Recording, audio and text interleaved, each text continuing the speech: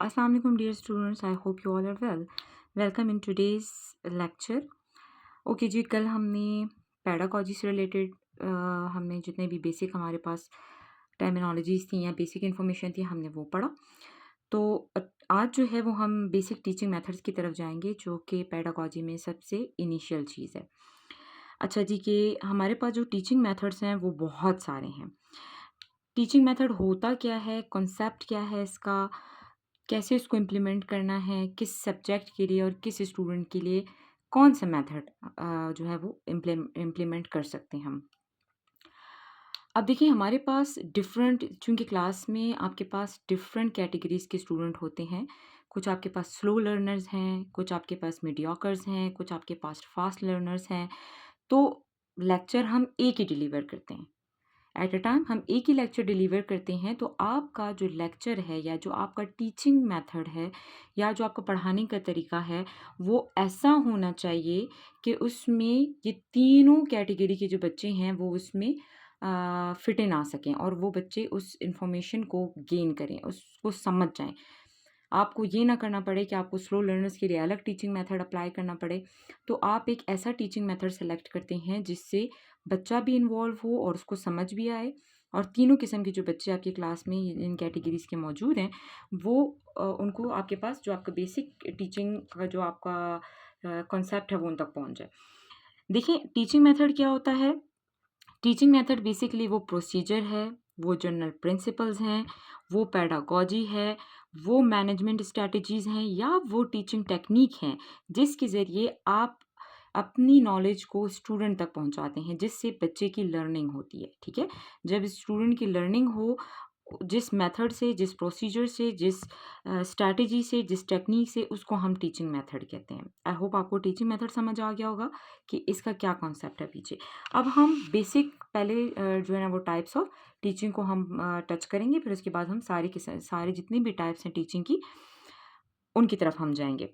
सबसे पहले आपके पास बेसिक 2 टाइप्स हैं टीचिंग की। First one is teacher centred instruction या टीचर सेंटर्ड टीचिंग मेथड। दूसरा है आपके पास स्टूडेंट सेंटर्ड इंस्ट्रक्शन या लर्नर सेंटर्ड। आपके पास जो है मैंने इसको हाईलाइट इसलिए किया हुआ है कि आपको समझ, अभी मैं समझा दूंगी कि मैंने इसको हाईलाइट क्यों किया हुआ है। ठीक है, अब स्टूडेंट सेंटर्ड या जो आपके पास जो टीचर सेंटर्ड है ये क्या होते हैं। ये आपके पास 2 टाइप्स की टीचिंग मेथड्स हैं। जो टीचर सेंटर्ड है वो नेम इंडिकेट कर रहा है कि यहाँ पर टीचर सेंटर्ड लिखा हुआ है, तो इसका मतलब क्या है कि वो टीचिंग मेथड है जिसमें टीचर बोलता है, स्टूडेंट सुनता है। इसमें स्टूडेंट की इन्वॉल्वमेंट नहीं होती, इसमें टीचर स्टूडेंट को इन्वॉल्व नहीं करता। जैसे अभी मैं आपको पढ़ा रही हूँ, so that is teacher centred teaching, क्योंकि मैं स्टूडेंट को इन्वॉल्व नहीं कर रही हूँ। ठीक है, मैं सिर्फ लेक्चर दे रही हूँ। सो जो मैं भी आपको पढ़ा रही हूँ दैट इज टीचर सेंटर्ड। आपके पास टीचर सेंटर्ड में क्या क्या होते हैं। लेक्चर टीचर दे सकता है, ठीक है।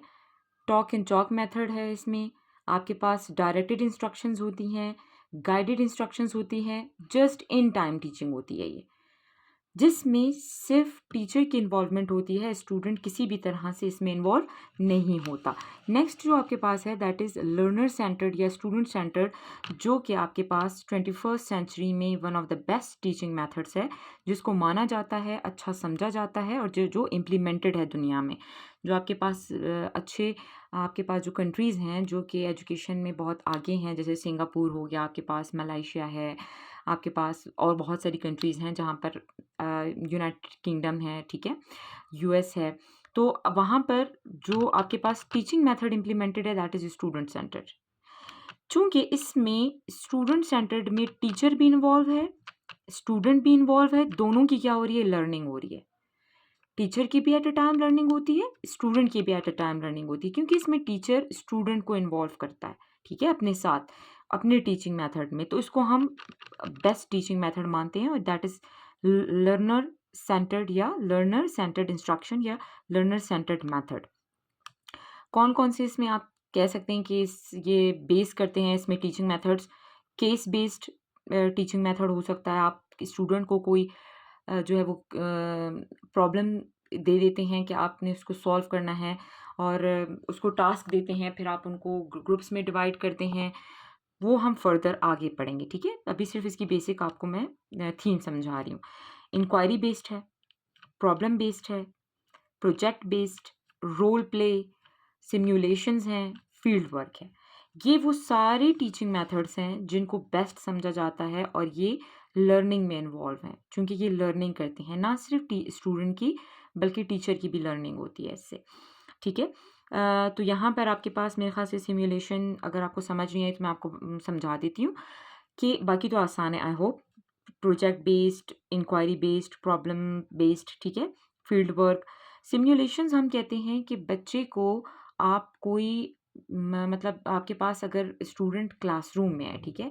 आप उससे वो रोल प्ले कराते हैं, आप क्लासरूम को अपना चेंज करते हैं किसी और एनवायरनमेंट में। फॉर एग्ज़ाम्पल आप बच्चे को कोई रोल प्ले करा रहे हैं, आप उनसे क्या रोल प्ले करा रहे हैं? आप उनको बोल रहे हैं कि भई कोर्ट में जज जो है वो कैसे आपके पास जो है ना वो केसेस को सॉल्व करता है, तो आप स्टूडेंट को जज बनाते हैं, उन्हीं स्टूडेंट्स को आप जो है ना वो लॉयर बनाते हैं, उन्हीं स्टूडेंट्स को जो है ना आप जो है वो ऑपोजिशन में जो खड़े होते हैं वो बनाते हैं। आप पूरा क्लासरूम अपना ऐसा सेट करते हैं कि आपके पास वो जो क्लासरूम है वो आपके पास क्या है कोर्ट को रिप्रेजेंट करता है। तो दैट इज़ कॉल्ड सिमुलेशंस, ठीक है?